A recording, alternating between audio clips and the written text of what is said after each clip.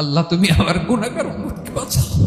বিশ্বনবী পাগলের মতো একবার হাউজে কাউসারে যাবেন, একবার সিরাতে যাবেন, একবার পুলসিরাতের দিকে, একবার হাউজে কাউসারের দিকে পাগলের মতো দৌড়াতে থাকবেন।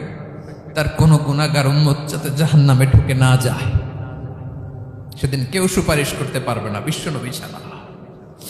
কিয়ামতের ময়দানে ওই বিভীষিকাময় সময়ে মুসিবতের কালে মানুষগুলো পাগল হয়ে বিশ্বনবীকে খুঁজতে আরম্ভ করবে।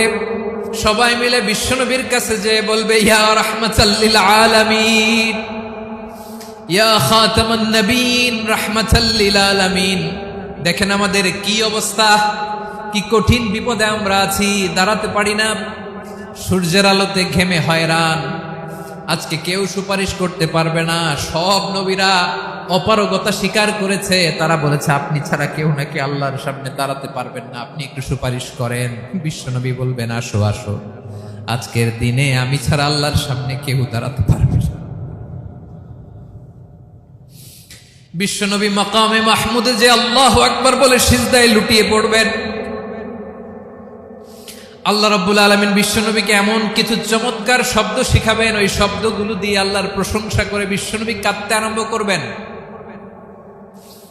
বিশ্বনবী এমন ভাবে অজর দ্বারায় সিজদায় লুটিয়ে পড়ে কাঁদবেন, রব্বুল আলামিনের রহমতের দরিয়ায় জোশ লেগে যাবে। রব্বুল আলামিন এই দৃশ্য থেকে সহ্য করতে পারবেন না। রব্বুল আলামিন বলবেন, ইয়া মুহাম্মদ ইরফা রাসাক, ও নবী আপনি মাথা তোলেন,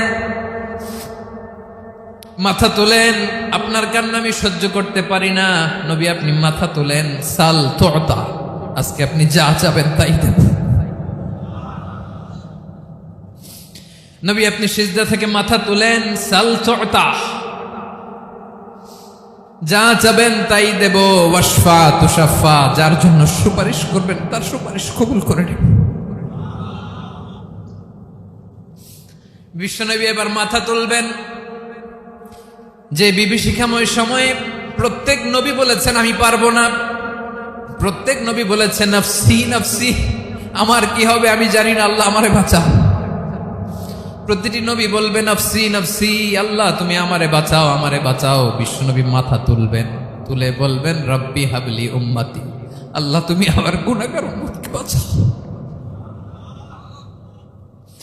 এই দুনিয়ার বুকে রব্বুল আলামিন সব নবীকে একটা করে দাওয়া মুস্তাজাবা দিয়েছেন, মানে যে দোয়া করলে কবুল হয়ে যায় সাথে সাথেই। দাও বিহা, দুনিয়ার সব নবীরা ওই দোয়াটা দুনিয়ায় করে ফেলেছে। সব নবীকে আল্লাহ একটা করে দোয়া দিয়েছে।